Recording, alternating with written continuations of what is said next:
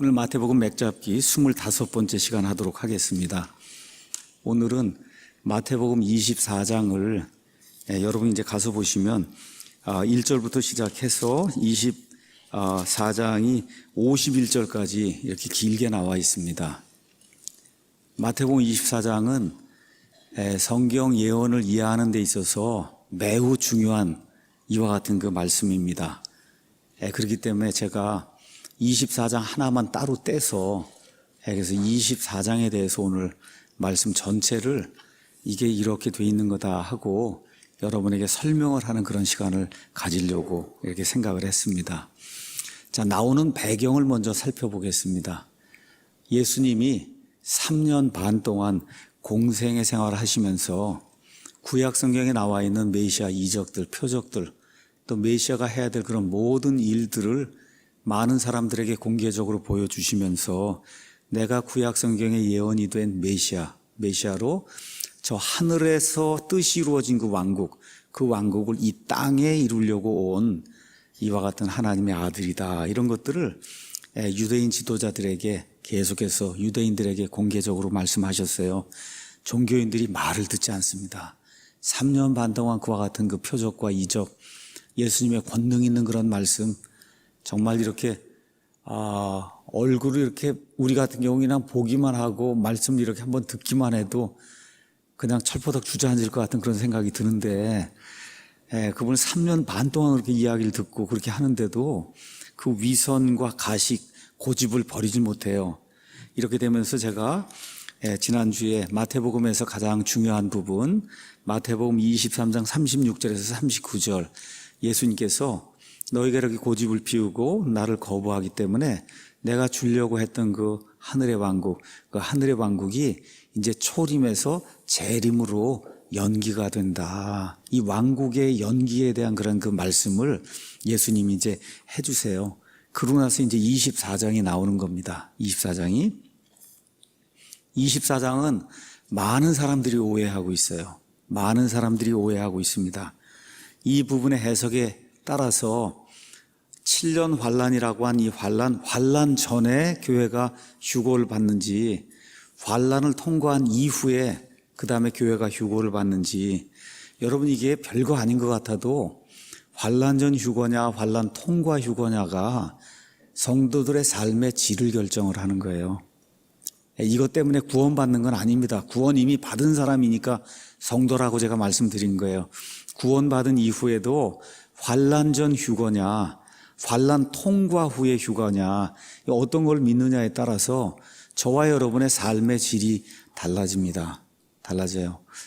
어떤 분이 한 2주 전인가 이제 말씀을 이렇게 나누는 가운데 이 환란 통과 이걸 믿게 된 이후에 아버지 뭐 이렇게 집도 사드리고 뭐 이렇게 이제 하는데 이제 환란기가 오게 되고 그러면 적그리스도를 통해서 도망을 다녀야 되고 다 이러니까 아주 외진데 사람이 닿지 못하는데 이런 데서 집을 사야 된다. 이렇게까지 다 생각을 하고 그리고 집도 사고 그랬다는 거예요. 그러니까 이게 여러분과 제가 웃을 얘기가 아니라 이게 현실적으로 저런 문제가 이제 발생하고 있는 겁니다. 자, 여기 한번 가서 보세요. 마태복음 24장. 어저껜가 오늘에도 여기 그 덧글에 이렇게 올라왔어요. 제가 환란 전 휴거의 복된 소망을 얼마 전에 설명을 했습니다. 그랬더니 그거를 이렇게 듣고 나서는 그렇게 이해를 못하는 거예요. 그러니 거기 이렇게 썼어요. 마태복음 24장 29절을 목사님은 안 보시냐?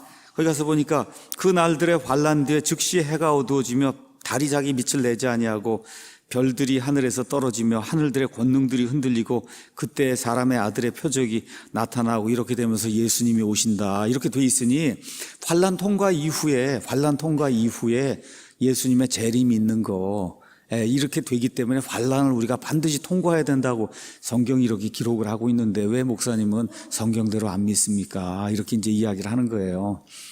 성경대로 제가 믿고 얘기를 하는 겁니다. 성경대로 믿고 얘기하는 거예요. 여기 있는 말씀은 우리 그리스도인들 향한 말씀이 아니에요. 이걸 기억을 하시고 성경을 읽으셔야 됩니다. 여러분 레위기 이런 데 가서 보시면 돼지고기 먹으면 됩니까 안 되느냐 지금? 먹으면 돼야 안 돼요? 안 되는데 먹으세요 안 먹으세요? 먹죠. 그거예요. 네. 이게 먹으면 안 된다고 되어 있는데도 먹어요. 왜 그래요? 그 말씀이 우리하고 상관이 없는 말씀이기 때문에 그런 거예요. 그러니까 성경을 잘 이해를 하지 않고 그냥 모든 성경이 다 나에 대해서 이야기한다 이렇게 생각을 하고 성경을 읽으면 뒤죽박죽이 되는 거예요. 뒤죽박죽. 이렇게 되면 정말 혼미한 가운데 불안한 믿음 생활을 하게 되는 거예요. 그래서 그냥 여기 나와 있는 말씀을 있는 그대로 하나하나 이렇게 읽어보자. 오늘은 그냥 24장을 저하고 함께 그냥 1절부터 여기 그냥 51절까지 그냥 한번 이렇게 쭉 이렇게 읽어보는 겁니다. 읽어보는 거. 그렇게 생각을 하시고 제가 24장 이야기하는 게 저게 정말 맞는 말인가 아닌가를 여러분이 한번 판단을 해보시기 바랍니다. 자, 마태복음 24장에는 예수님의 제자들이 등장해요. 그래서 예수님께 묻습니다. 자, 그런데 중요한 게 있어요. 이 예수님의 제자들, 여기까지 나와 있는 이 제자들은 아직까지 예수님의 몸이 아니에요. 교회가 아닙니다. 언제 교회가 되냐? 사도행전 2장에 가서 성령님의 침례를 통해서 그리스도의 몸 안으로 들어오는 그런 일이 생기게 된 거예요. 아직 신약 교회가 존재하지 않아요. 아직도 십자가 사건 전이에요. 지금 대상이 누구예요? 유대인이에요. 100% 유대인. 다른 이야기로 하면 신약 시대가 예수님 오셔서 열리긴 했지만 실질적인 의미의 신약 시대, 그건 뭡니까? 새 상속 언약이 발효되는 그 시대는 십자가 사건 이후부터, 그 이후에 성령님 이와 같은 그 침례를 통해서 교회가 이제 형성이 되는 내용이 사도행전에 이제 나오는 겁니다. 근데 천주교의 무천년주의 영향을 받은 많은 사람들이 이 구절들을 어떻게 해요? AD 70년 이때 이 모든 게 다 이루어졌다. 이렇게 이제 생각을 하고, 그래서 천주교 무천년주의 영향을 따라서 이 말씀을 있는 그대로 이해를 하지 않습니다. 자, 일단 결론의 말씀을 좀 드리고 여러분에게 이 말씀을 설명하도록 하겠습니다. 마태복음 24장은 교회에게 해당되는 말씀이 아니에요. 이 안에는 교회가 없습니다. 어떻게 돼 있냐? 아까 제가 말씀드린 대로 뭐라 그랬어요? 왕국이 연기가 된다 그랬죠? 맞습니까? 왕국이 연기가 돼요. 어디까지 연기가 돼요? 예수님 재림하실 때까지. 재림하시기 바로 전의 상황을 지금 이야기하는 거예요. 재림하시기 전에 그 상황을 이야기하는 거예요. 다시 말씀드려, 여기 마태복음 23장 39절에 예수님이 재림의 때 결국 엄청난 고난과 시련을 통해서 너희가 두 손을 들 수밖에 없는 때가 온다. 그렇게 될 때 너희가 말하기를 찬송하리로다 주의 이름으로 오시는 이여 하고, 그리고 나를 맞이할 때가 온다. 이때까지 너희가 나시는 나를 보지 못한다. 그래서 마태복음 24장은 어느 때에 대한 이야기냐? 주의 이름으로 오시느니 하고 유대인들이 두 손 바짝 들고 그리고 예수님 앞에 나올 수밖에 없는 그 시대에 대한 그런 말씀이다. 그렇게 이해를 하고 여러분이 이 말씀을 보시면 그러면 아마 정확할 거예요. 자, 그래서 오늘은 마태복음을 무려 24번을 했습니다. 오늘 25번째 하는 거예요. 제가 맥잡기는 보통 창세기도 5번, 출애굽기도 5번, 요한계시록 4번, 이렇게 맥잡기는 말 그대로 맥을 잡는 거기 때문에 길게 하지 않습니다. 길게 하지 않아요. 그럼에도 불구하고 제가 마태복음을 지금 25번을 하고 있어요. 맥잡기를. 왜 그러냐? 여기에서 다 걸려 넘어지기 때문에 그래요. 여기 마태복음을 제대로 이해 못하면 신약성경 전체 이해가 거의 불가능합니다. 그렇기 때문에 여기에 지금 신경을 써서 제가 여러분에게 말씀을 드리는 거예요. 이게 쉬운 일이 아니기 때문에. 그래서 마태복음 맥잡기를 이렇게 심혈을 기울여서 여러분에게 말씀드리는 거예요. 그 중에 마태복음 24장 오늘 강해가 지금까지 했던 24개 강해를 요약을 하는 거예요. 그러니까 제가 만일에 시험을 낸다 그러면 이 24장을 통과한 사람이 마태복음을 제대로 이해한 거고, 24장이 오늘 강의한 게 도저히 이해가 안 되고 나는 도저히 무슨 얘기인지, 왜 목사님 저런 얘기하는지 이해가 안 됩니다 이러면, 그럼 지금까지 24개를 허투루 들은 거예요. 그러니까 아무 생각 없이 이렇게 들은 거예요. 성적으로 얘기하면 F를 받는 거예요. F. 그리고 오늘 이야기하는 게 그렇지, 옳거니, 맞구나 이렇게 되면 그럼 A 학점을 받는 거예요. 그 사람이 지난 24번 동안 했던 그 내용을 제대로 이해하고 성경을 제대로 이해하고 있는 그런 사람이다. 근데 이해 못하는데도 이해한 것처럼 생각하면 안 돼요. 이해 못하면 와서 이해가 안 된다고 얘기해서 F, D, C 이렇게 해서 올라와야지. 이해가 안 되는데 넘어가면 그러면 안 돼요. 이해가 안 되면 오늘 오셔야 돼요. 끝난 다음에 난이 도저히 이해가 안 된다. F에서 A로 가야 될 테니 다시 한번 얘기해달라. 이렇게 얘기를 해야 되는 거예요. 이해하시겠죠? 제가 학교에서 아이들을 이렇게 가르치기 때문에 그대로 하는 거예요. 모르면 와서 얘기를 해야 된다. 아는 척 하지 말고.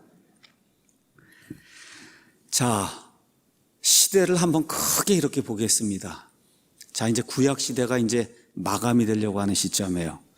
이 마지막 때에 하늘의 왕국을 주셔서 에덴 동산에서 이루시고자 했던 그거, 첫째 아담이 망쳐놓은 거, 이 마지막 아담이 오셔서 그래서 이 왕국을 제시하는 거예요. 그래서 여자의 씨 아브라함, 그렇죠? 이게 좁혀져서 야곱, 그 이스라엘, 그렇죠? 거기서 유다에서 좁혀져서 다윗, 이렇게 해서 다윗의 아들로 자손으로 예수님이 오셔서 구약성경이 이런 것을 지금 이루려고 하는 그런 시점이 된 거예요. 근데 어떻게 해요? 못하겠습니다 하고 온 민족이 반대를 하는 거예요. 그러니까 우리 예수님이 그래? 그러면 재림의 때에 다시 보자. 그렇게 해서 넘어갔어요. 그렇죠? 그렇게 된 이후에 재림 때까지 유대인들을 향한 하나님의 계획, 이것이 이렇게 넘어가서 재림 때까지 넘어간 이 빈 공간이 있잖아요. 이 빈 공간이 지금 어떤 시대예요?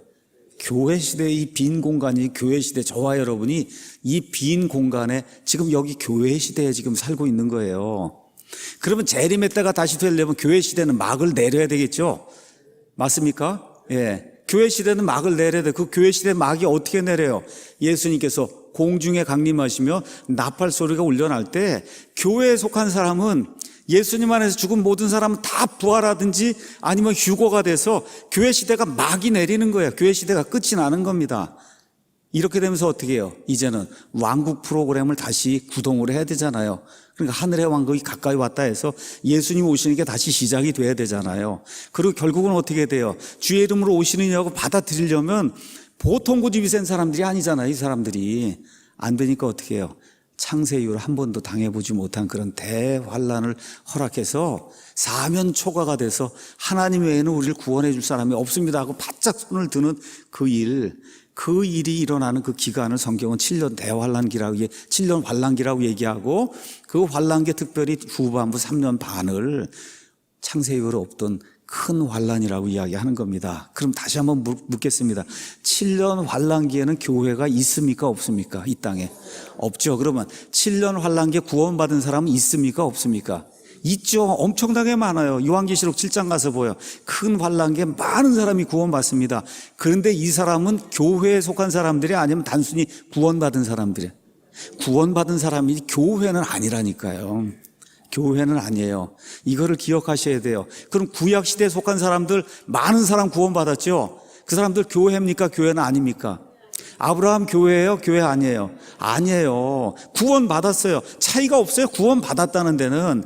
다만 예수님의 몸된 그와 같은 교회는 아니라는 거, 신약시대 교회는 아니라는 거를, 그거를 저와 여러분이 이해를 하시고 성경을 읽으시면 이제 되는 거예요. 자, 이렇게 돼서 이제 공중강림해서 휴거가 돼서 교회가 다 올라가서 혼인 만찬 하는 가운데 땅에서 환란기가 이루어지고 드디어 그 끝난 다음에 여기 나와 있는 그 날들의 환란 뒤에 예수님이 성도들과 함께 천사들과 함께 땅에 어디로 내려와? 올리브산으로 딱 내려오는 그 일이 그게 레블레이션, 현현이 돼서 그래서 재림이 이 지상 재림이 이루어지는 그런 일이 생긴 거예요. 이렇게 돼서 어떻게 돼요? 그 다음에 예수님이 천년왕국에 들어갈 자들과 들어가지 않을 자들을 나눠야 될 거 아니야? 땅에 있는 사람들 가운데. 그렇죠? 그 일 하는 내용이 25장에 기록이 되어 있는 거예요. 이렇게 된 다음에 안으로 들어갈 사람들이 들어가서 천년왕국을 이루어서 하나님이 이루고자 했던 그 에덴 동산에서 그 뭐라 그럴까? 하나님이 이루고자 했던 그 계획을 이루는 그 일이 천년 동안 이루어지는 거예요. 그런 다음에 어떻게 해요? 마지막으로 그 안에서 또 반역하는 자들이 생겨나거든요. 마지막으로 이들을 처단하고 그리고 어떻게 돼요? 새 하늘과 새 땅이 이루어져서 인간이 알고 있는 타임이라고 하는 게 이걸 다 끝이 나는 거예요, 여러분. 이해하시겠죠? 이런 구조로 돼 있는 거예요. 이런 구조 속에 지금 여기 마태복음 24장은 예수님이 이제 재림하시기 전에 한 7년 정도의 그 상황을 기록하되 그 7년 가운데 특별히 이 후반부 3년 반 큰 환란이 이루어지는 그때를 기록하고 있는 겁니다.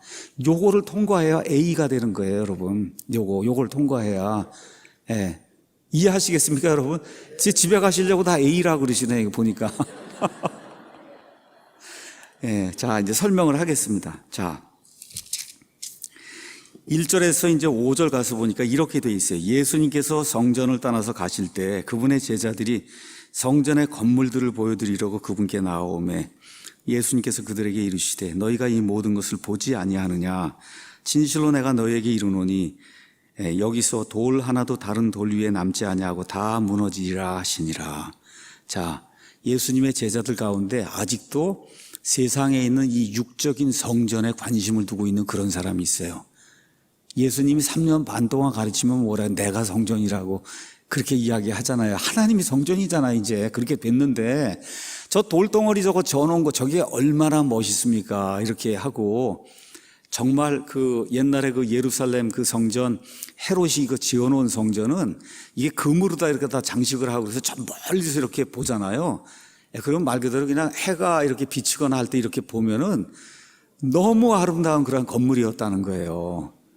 그러니까 여기 예수님의 제자들이 예수님이 지금 이제 초림 사역이 이제 멈추고 유대인들하고 관련된 거 이제 멈추고 이제 내가 저기 재림 때나 너희를 보겠다고 지금 얘기하면 심각한 정도를 깨달아야 되는데 그 심각한 정도를 예수님의 12제자도 못 깨닫는 거예요. 예수님 저 성전이 얼마나 멋있는지 아십니까? 지금 그러고 있는 거예요, 여러분. 여러분 그 상황이 이해가 되세요? 이렇게 조금 내일 모레 이렇게 되면 예수님 십자가 달려 죽으시는 거예요. 지금 상황이 이렇게 됐는데 예수님의 제자들조차도 세상 돌아가는 걸 지금 모르고 있는 거예요. 예수님 이게 얼마나 멋있는지 아십니까? 지금 46년 동안 걸려서 이게 지은 겁니다. 뭐 이런 이야기를 하고 있는 겁니다. 자, 마가복음 13장 1절 그 다음에 3절을 가서 보면 12제자 중에 하나가 이렇게 물은 거고 그 다음에 이제 가서 보면 3절부터 그분께서 올리브산 위에 앉으셨을 때 제자들이 은밀히 몰래 와서 이제 물었다 그랬는데 거기에는 은밀히 와서 물은 제자가 베드로와 그 다음에 요한과 안드레였다 이렇게 기록이 되어 있습니다. 마가복음 13장에는. 자, 그래서 예수님이 이런 거 신경 쓰지 마라, 이거 돌 위에 돌 하나도 남지 않으니 이거 다 무너지겠다. 예수님이 이제 그렇게 이야기한 거예요. 이 말씀이 언제 이루어져요? 이거 끝나고 나서 한 40년 지나서 AD 70년에 로마의 군대가 들어와서 예루살렘을 초토화시키고 이 하나님의 성전을 완전히 다 파괴시켜서 예수님의 말씀이 이제 완전히 이제 이루어지게 되는 겁니다. 사람들이 여기까지만 생각을 하는 거예요. 그러니까 마태복음 24장은 AD 70년에 다 이루어졌다. AD 70년에 다 이루어졌다는 거예요. 여러분 그럴까요? 아니에요. 왜 그래요? 그 다음에 9절이 나오잖아요. 3절 한번 보겠습니다. 그분께서 올리브산 위에 앉으셨을 때 제자들이 은밀히 그분께 나와 이르되 우리에게 말씀해 주십시오. 어느 때 이런 일들이 있으리까? 자, 어느 때 있는 거 이거는 1차적으로 언제 있어요? AD 70년경에 있는 게 맞아요. 근데 성경의 예언은 많은 경우 2중 3중으로 되어 있습니다. 2중 3중으로. 여러분 요한계시록 12장 한번 가서 보세요. 요한계시록 12장에 가서 보시면 11장에 가서 보시면 두 중인 그런 이야기가 이제 나오는데 여기가 지금 여기 마태복음하고 비슷한 그런 시점이에요. 환란기의 중간쯤에 대환란기 들어가는 그런 시점이라고 보시면 돼요.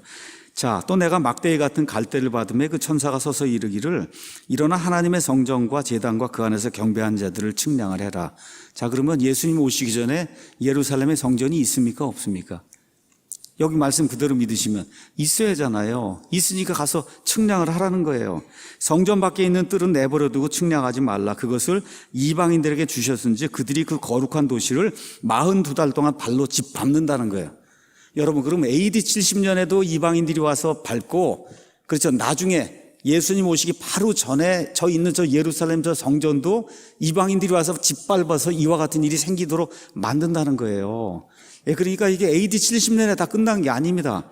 안 끝난 게 어떻게 또 알 수 있느냐? 그 다음에 주께서 오시는 때의 표적과 언제 오세요?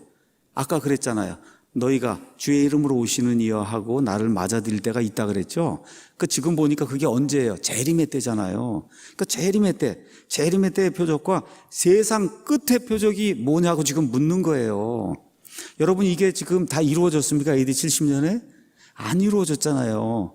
그렇죠? AD 70년에 이루어진 거는 한 번 로마 사람들에서 이 예루살렘 성전이 회파가 된 거 이야기하는 거고, 지금 여기 나와서 예수님이 이제부터 이야기하는 거는 세상 맨 끝에 예수님 다시 오시게 될 때 거기에 성전이 세워지고 이렇게 되면서 유대인들이 저 땅에 모이게 되고 이렇게 될 때 제자들이 물었으니까 그때에는 일이 이렇게 이루어진다, 그렇게 얘기를 하는 겁니다.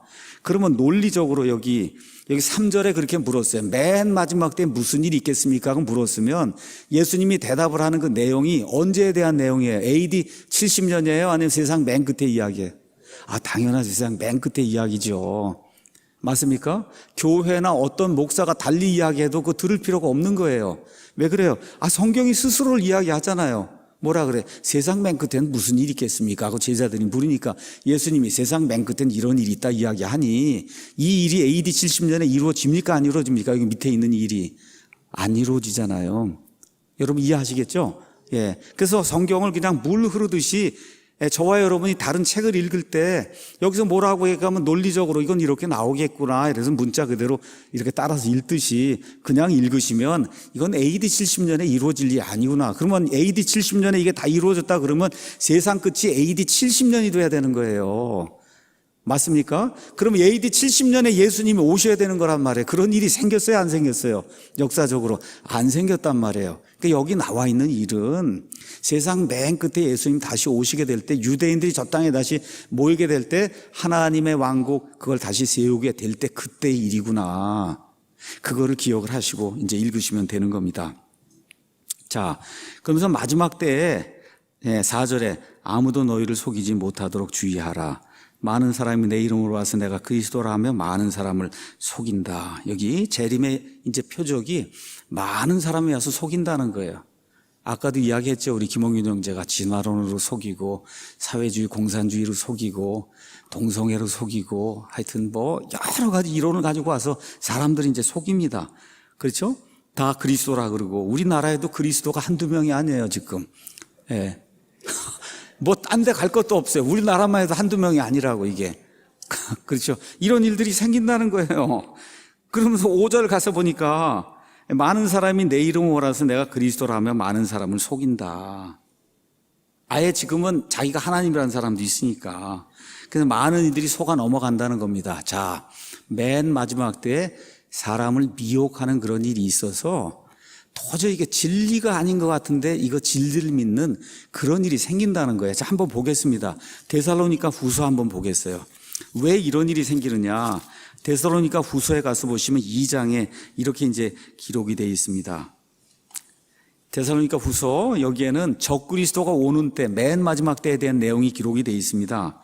자, 거기 9절에 그 뒤에 저 사악한 자가 드러날 터인데 주께서 자신의 입의 영으로 그를 소멸시키시고 친히 오실 때의 광채로 적그리스도를 멸하시는 내용이 그 안에 기록이 되어 있어요. 적그리스도가 오는 것은 사탄의 활동을 따라 모든 권능과 표적들과 거짓 이적들과 불의의 속임수와 함께 멸망하는 자들에게 오는 거예요. 거기에 걸려 넘어지는 건 그건 뭐예요? 멸망하는 사람들이라는 거예요. 이는 그들이 진리의 사랑을 받아들이지 않아요. 구원을 받지 못했기 때문에 내가 그리스도라고 그러고 거기에 빠져 넘어간다는 겁니다. 11절에 잘 보세요. 이런 까닭에 하나님께서 그들에게 강한 미혹을 보내사 그들이 거짓말을 믿게 하시리니 이것은 진리를 믿지 않냐고 불의를 기뻐한 그들이 다 정죄를 받게 하려 하십니다. 이 사람들이 왜 그런 걸 믿어요? 뭐 신천지나 뭐다 왜 믿는 거예요? 이 사람들 마음이 이미 삐뚤어졌다는 거예요. 진리를 버리기로 작정을 했다는 거예요.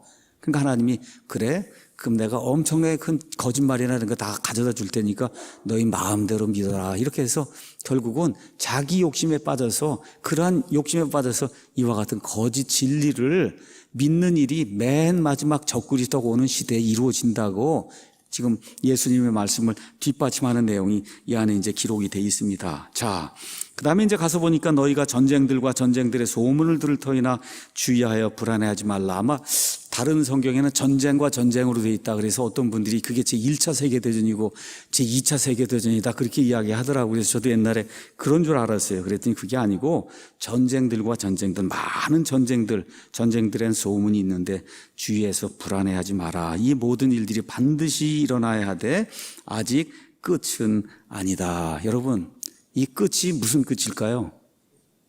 무슨 끝이에요? 세상의 끝, 7년 환란기의 끝 맞습니다. 7년 환란기의 끝은 아니라는 거예요. 이 끝이 13절, 14절에 나오기 때문에 13절, 14절을 조금 이따 제가 설명을 하도록 그렇게 하겠습니다. 민족이 민족을, 왕국이 왕국을 대적하여 일어나 곳곳에 기근과 역병과 지진이 있으리니 이 모든 것이 고통의 시작이다. 모든 것이 고통의 시작. 이건 무슨 얘기냐면 구약시대에 또 이렇게 그 대언자들이 이 주의 날의 그 심판에 대해서 이야기할 때 그거를 어떤 식으로 표현했냐면 여자가 아기를 낳는 걸로 표현했어요. 그럼 아기를 낳기면 여러분 아시다시피 하루 전인가부터 진통이 오잖아요. 그 진통이 온다고 오면서 막 결국 맥시멈으로 가면서 아기가 나오는 거잖아요. 그렇죠? 지금 그 일의 시작이다. 이게 그 고통, 페인. 영어로 얘기하면 팽이라는 게 있어요. 팽 한번 저기 팽한다는 팽이 아니고 영어로 팽이 있어요. 산통이라는 팽이에요. 그 영어로 팽이 있어요. 팽의 시작이라는 거예요. 팽. 여자가 아이를 낳으려면 팽이 이제 시작이 되는데 거기에 시작이다. 예수님 재림이 드디어 발동이 걸리기 시작한 거라고 여러분이 그렇게 이해를 하시면 돼요. 예수님 재림에 발동이 걸리기 시작한 거다. 이러한 온 세상에 이와 같은 일들이 이제 생기게 되면 그렇죠?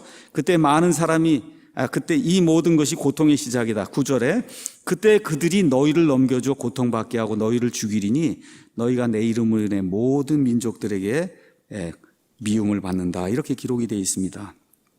자, 여러분 너희와 모든 민족이 나오죠. 너희가 모든 민족, 그러면 너희와 모든 민족은 달라야죠.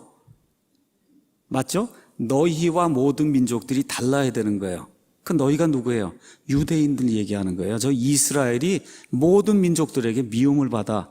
그래서 맨 마지막 때 아마겟돈 전쟁이 일어나고 하는 일, 온 세상 모든 민족들에게 너희가 미움을 받는 것. 이걸 교회로 해석해서 그렇게 하면 교회가 틀린 건 아니에요. 교회도 미움을 받는데, 그렇죠? 근데 교회는 이미 그 안에 있는 사람이 다 모든 민족이에요. 교회는.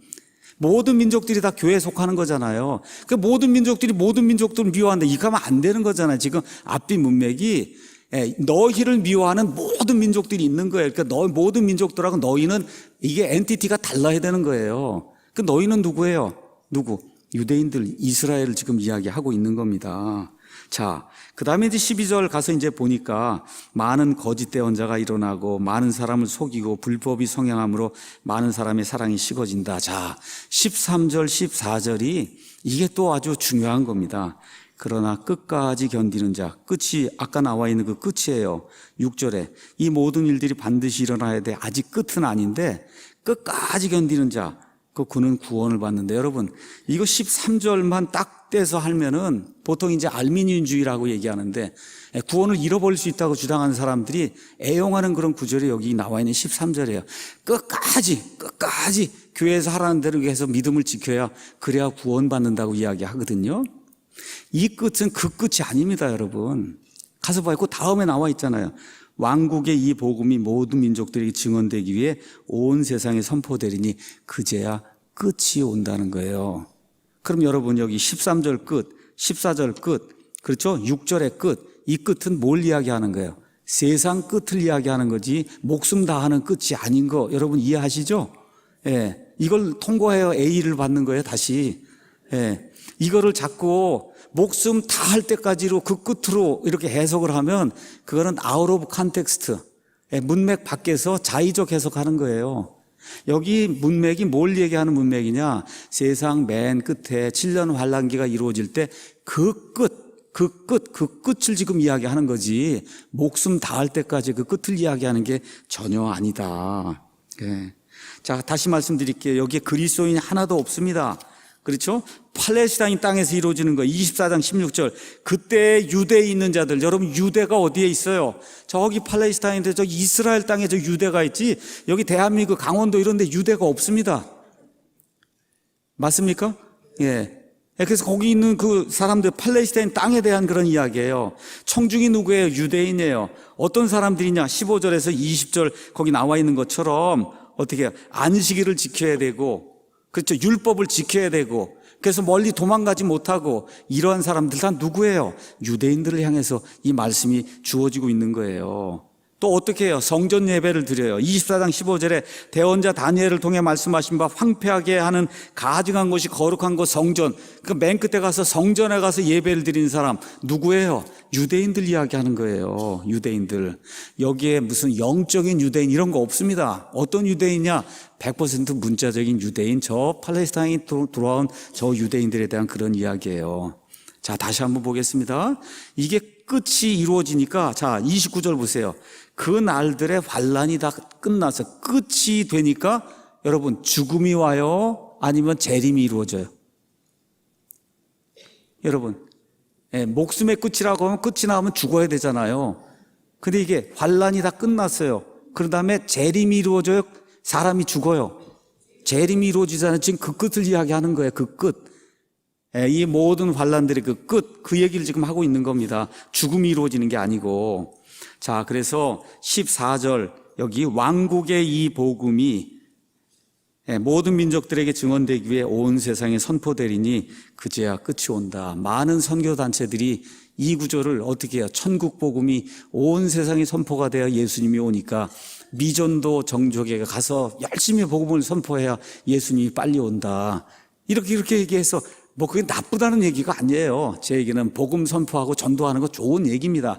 그런데 이런 아웃 오브 컨텍스트에서 이런 거 하면 안 된다는 거지. 지금 여기 나와 있는 건 천국 복음이 아니에요. 뭐예요?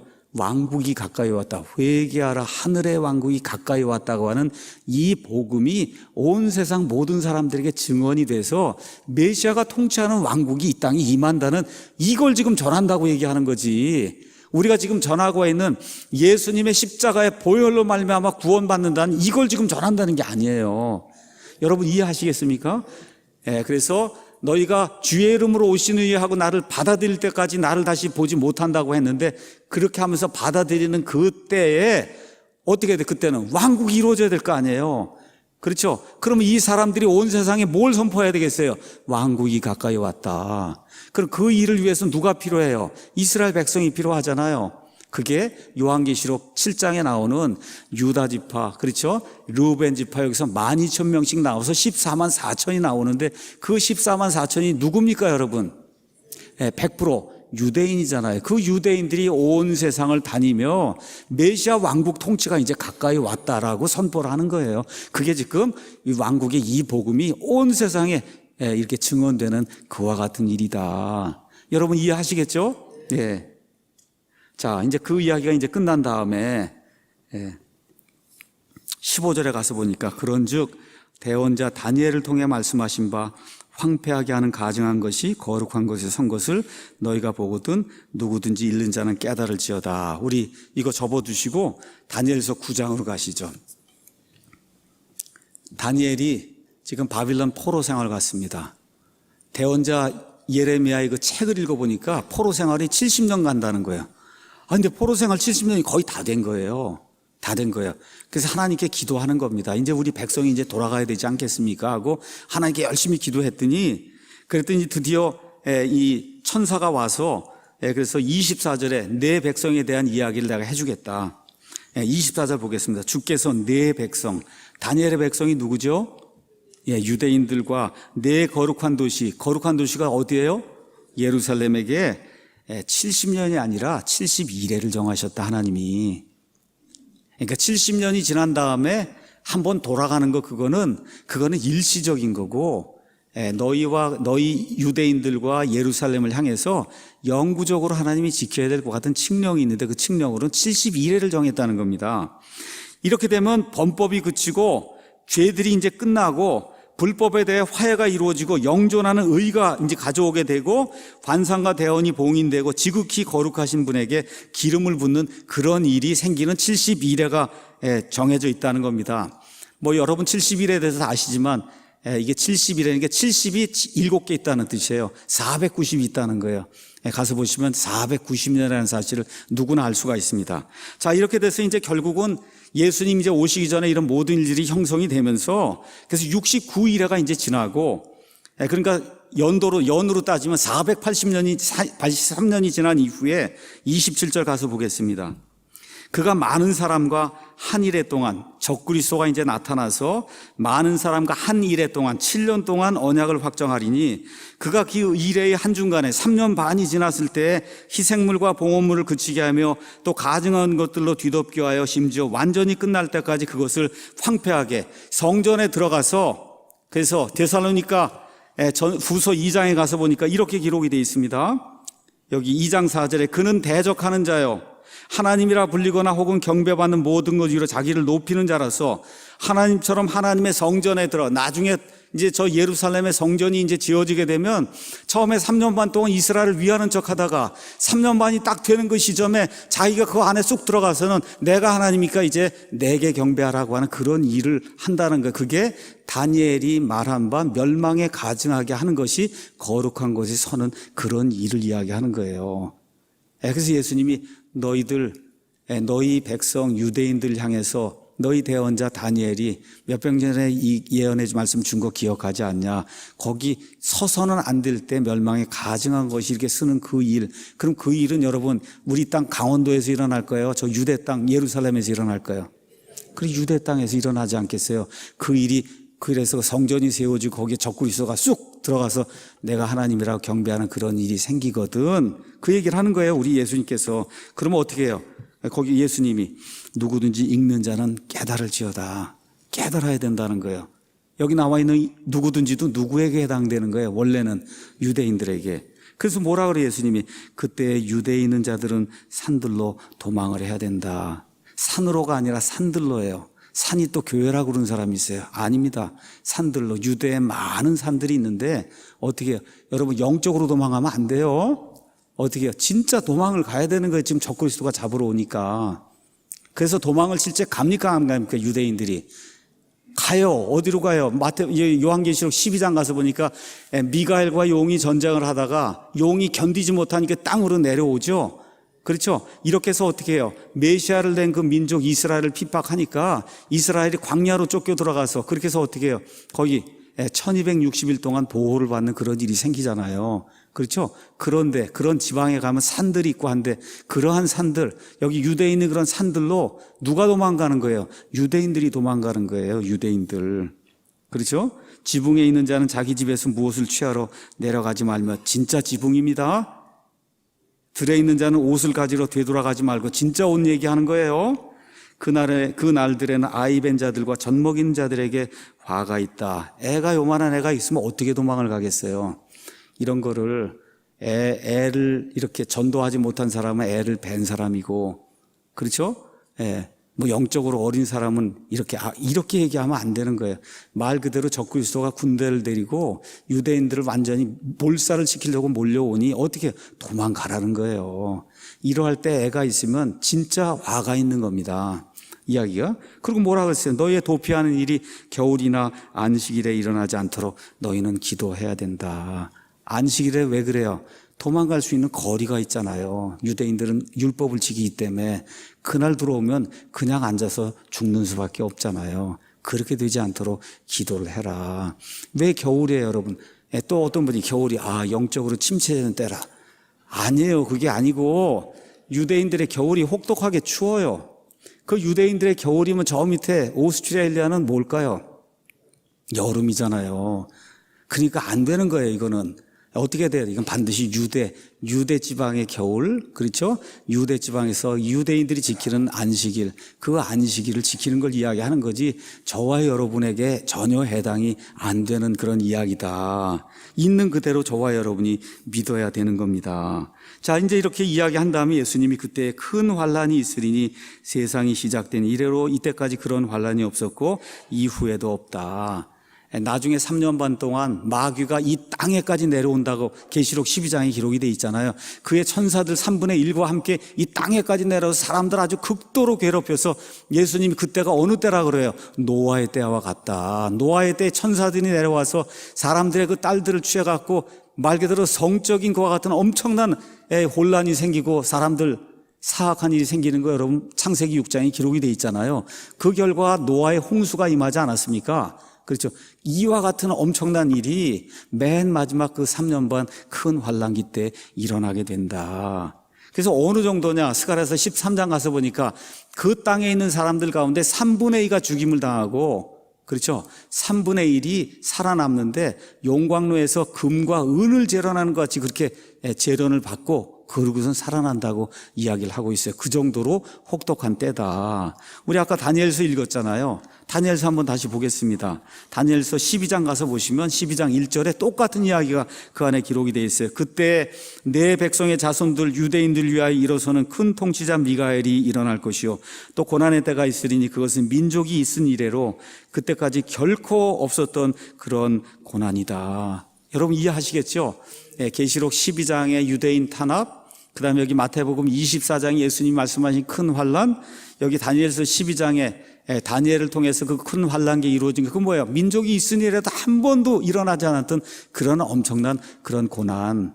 이것이 유대인들을 되돌리기 위해서 이렇게 안 하고는 듣질 않으니까, 그렇죠? 두 손 들고 돌아오도록 하기 위해서 하나님이 이렇게 쏟아붓는 하나님의 진노의 그런 심판이다. 이렇게 이야기하고 있는 거예요. 이거를 예레미야 30장 7절에는 야곱의 고난에 따라 그랬어요. 야곱의 고난의 때. 야곱이 이스라엘이죠. 어느 정도로 고난을 당하냐. 아마 사람이 겪는 고난 가운데 여자들 진통하는 그 고난이 아마 제일 아프다고 아마 그렇게 얘기하는데, 이 당시에 남자들이 허리를 이렇게 걸머쥐고 너무나 힘들어서 애 낳는 그러한 진통을 그렇게 겪는다고 그렇게 기록이 됐어요. 예레미야 30장에 가서 보면 이 정도의 이런 그 고난을 당한 일이 생기는 거예요. 여러분 이런 고난이 AD 70년에 일어났습니까? 일어났어요? 멸망에 가증한 것이죠. 성전의 수고, 이런 일이 일어났어요? 안 일어났어요. 창세 이후로 한 번도 당해보지 않은 그런 고난이 일어났습니까? AD 70년에? 안 일어났죠. 여러분 제2차 세계대전 때 600만 명이 죽은 거, 유대인들 죽은 거 기억하시죠? 그것보다 더 심한 게 일어난다는 거예요. 맨 마지막 때. 그렇죠? 그렇기 때문에 이게 AD 70년에 일어났다 이런 거, 이런데 넘어가면 안 됩니다. 그런 일 생긴 적이 없습니다. 자, 22절에 그 날들이 짧아지지 않으면 어떤 육체도 구원을 받지 못할 것이로되 선택받은 자들 위하여 그 날들이 짧아진다. 그 날들이 짧아진다는 것에 대해서는 여러 가지 해석이 있기 때문에 제가 더 이상 이야기하지 않도록 하겠습니다. 다만 여기 나오는 선택받은 자들은 저와 여러분이 아니에요. 누구예요? 유대인들 가운데 믿음을 가지고 선택받은 이와 같은 사람들 이야기 이제 하는 거다. 자, 이런 일들 다 이야기한 다음에 예수님이 24절에 거짓 그리스도들과 거짓 대언자들이 일어나 큰 표적들과 이적들을 보여 할 수만 있으면 바로 그 선택받은 자들도 속인다는 거예요. 아까 데살로니가 후서 2장 말씀 제가 보여드렸잖아요. 그렇죠? 표적들과 이적들을 갖고 와서 사람들을 속이는 거예요. 이런 게 없으면 사람들 속아 넘어가지 않습니다. 예수님이 뭐라고 말씀하시냐? 보라, 내가 너에게 미리 말하였노라. 자, 그러면 이 일이 궁극적으로는 유대인들에게 해당이 되는데, 이 일이 해당이 된다 그래서 그러면 그 전에, 지금 우리가 지금 그 전에 살고 있잖아요. 이 전에도 마지막 때에는 이와 비슷한 일이 생긴다는 거예요. 기억을 하셔야 되는 겁니다. 이와 비슷한 일이 생긴다. 이게 아주 활성화가 돼서 극성을 부리는 때가 대환란기다. 여러분이 그렇게 이제 기억을 하시면 좋겠습니다. 자, 그러면서 이제 여기 뭐라고 돼 있냐? 27절에 번개가 동쪽에서나 서쪽까지 번쩍이는 것 같이 사람의 아들이 오는 것도 그러하다. 어디든지 시체가 있으면 거기로 독수리들이 함께 모여든다. 여러분 잘 보세요. 번개가 치는 것처럼 온다는 거예요. 그거 뭐예요? 모두가 볼 수 있게 온다는 거예요. 자, 그러니까 재림, 예수님이 재림하는 건 모두가 볼 수 있게 오니까 사람이 사망하는 게 재림이 아니에요. 오순절 이게 재림이 아니고 휴고도 아니에요. AD 70년에 예루살렘 멸망한 것도 재림이 아닙니다. 재림은 마지막 아담이신 예수님이 실제로 문자 그대로 올리브산에 발을 내려놓는 게 그게 재림이에요. 재림. 다만 재림의 기간은, 예수님 초림의 기간은 얼마예요? 33년 반이 초림의 기간이었듯이 예수님의 재림이 전체적으로 이루어지는 그 기간이 7년이라는 거, 그걸 기억하시고 7년의 최절정이 올리브산에 예수님이 발을 내려놓는 그게 재림의 절정이다. 그렇게 이해를 하시면 될 것 같습니다. 자, 이렇게 되면서 어떤 일이 생기느냐? 어디든지 사체가 있으면 거기로 독수리들 함께 몰려든다. 수많은 사람들이 죽는다는 거예요. 여기에 대해서 여러분이 잘 살펴보시려면 요한계시록 16장 14절, 19장 15에서 20절 가서 보시면 아마겟돈 전쟁이 나옵니다. 수많은 사람들이 예루살렘 침략하러 왔다가 죽임을 당하고 유대인들 가운데도 많은 사람들이 죽임을 당하는 그런 일이 이제 그 안에 이제 기록이 되어 있습니다. 자, 이러고 나서 다 끝났어요. 다 끝났어요. 그 날들의 환란이 다 끝난 뒤에 어떤 일이 생기냐? 해가 어두워지고 달이 자기 빛을 내지 아니하고 별들이 하늘에서 하늘들의 권능들이 흔들리면서 말 그대로 저 우주 공간에 있는 저 천체들의 어떤 엄청난 것과 같은 변화가 생기는 거예요. 이러고서 예수님이 이 땅에 이제 내려오시는 거거든요. 자, 여러분, 이런 일이 생기는 거 여기만 나와 있는 게 아니에요. 가서 보시면 요엘서 2장 10절에도 나와 있고 요한계시록 6장 12절에서 13절에도 나와 있고 8장 12절에도 나와 있고 사도행전 2장 20절에도 나와 있고 이렇게 돼서 예수님이 맨 마지막에 올리브산에 발을 대려고 하는 그 순간에 1월 성신에 큰 변화가 생긴다. 이런 내용이 그 안에 기록이 되어 있는 겁니다. 해가 어두워지고, 그렇죠? 이렇게 되는 가운데 사람의 아들의 표적이 나타나고 어떻게 돼요? 구름들 가운데서 그분이 오신다는 거예요. 그 내용이 30절에 그때 사람의 아들이 표적이 하늘에 나타나고 땅의 모든 지파가 애곡하며 사람의 아들이 권능과 큰 영광을 가지고 하늘에 구름들 가운데서 오신다. 왜 그래요? 이 사도행전 1장에 가서 보니까 예수님이 구름 타고 이렇게 올라가니까 그렇죠. 나중에 예수님이 동일하게 그렇게 오신다고 이야기했어요. 어디로? 올리브산으로 오신다 그랬어요. 그래서 스가랴서 14장을 가서 보시면 올리브산으로 여호와 하나님이 내려오시는 내용이 그 안에 기록이 되어 있습니다. 자, 그러다 보니까 또 어떤 것이 나오느냐? 31절에 그가 큰 나팔 소리와 함께 자기 천사들을 보낸다. 이렇게 될 때 그들이, 그 천사들이 예수님의 선택받은 자들을 하늘 이 끝에서 저 끝까지 사방에서 뭐예요? 이스라엘 백성들, 유대인들이 전 세계 널리 흩어져 있다가 저 유대인들의 땅으로 모인다고 하는 그런 말씀을 이제 주고 있는 겁니다. 여기 나와 있는 큰 나팔 소리는 뭐냐? 나팔 소리가 끝나고 나서 뭐예요? 왕국이 열리는 거예요, 이제. 예수님이 재림하시니까.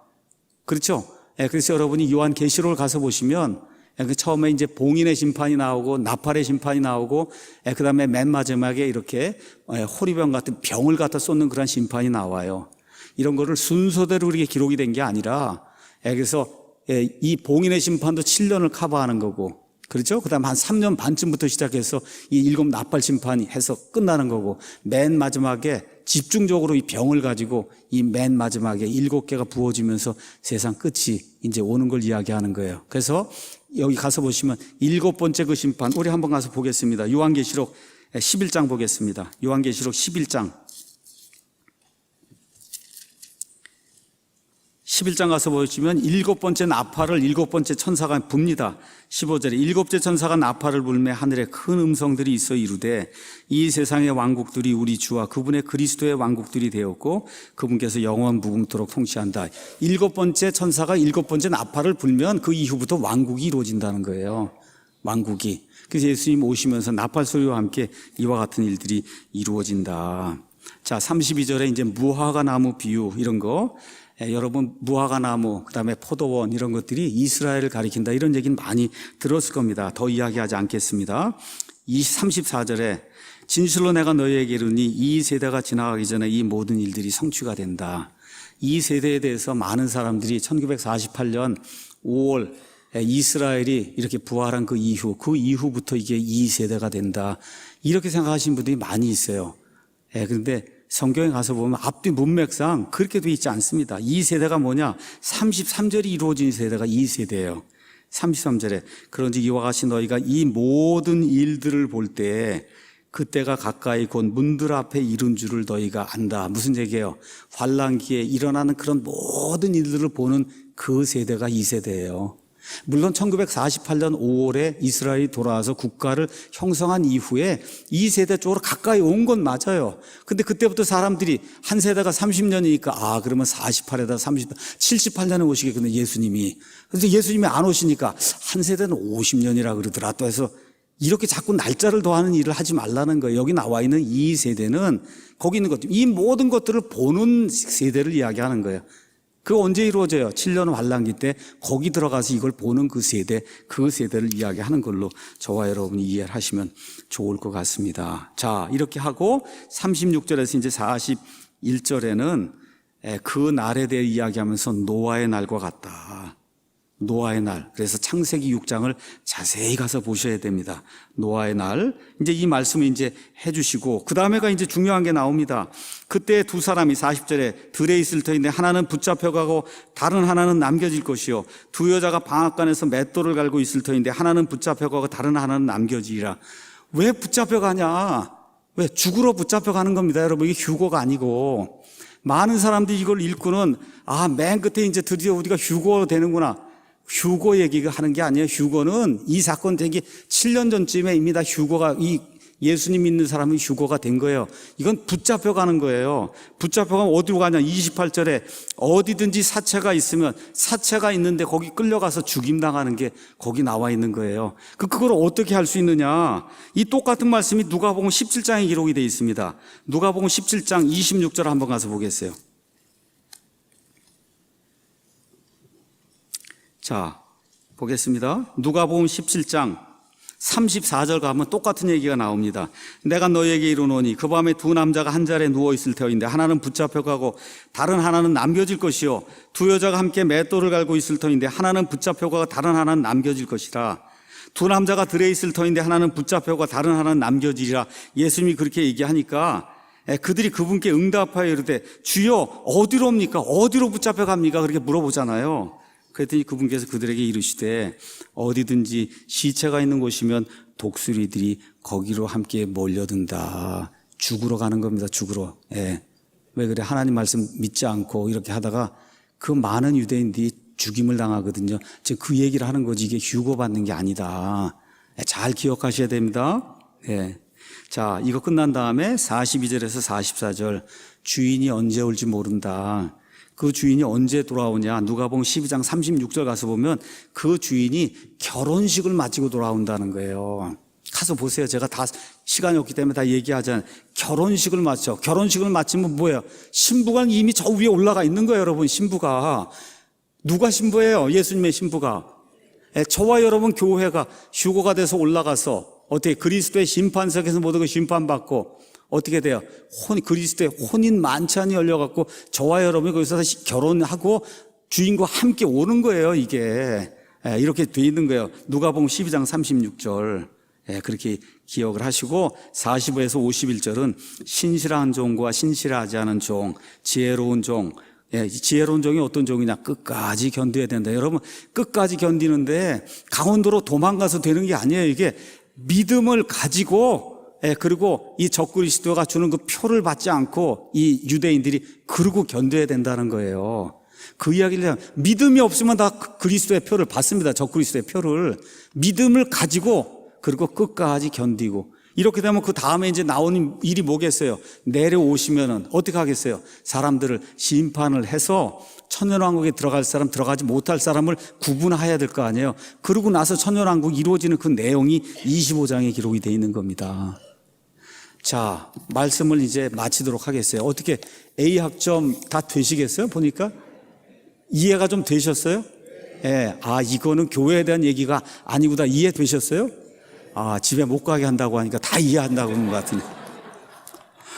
혹시 이해가 안 되셨으면 저나 아니면 우리 이명석 형제님이나 우리 이재신 형제님에게 가서 물어보시면 잘 대답을 해 주실 줄로 믿습니다. 기도하고 마치겠습니다.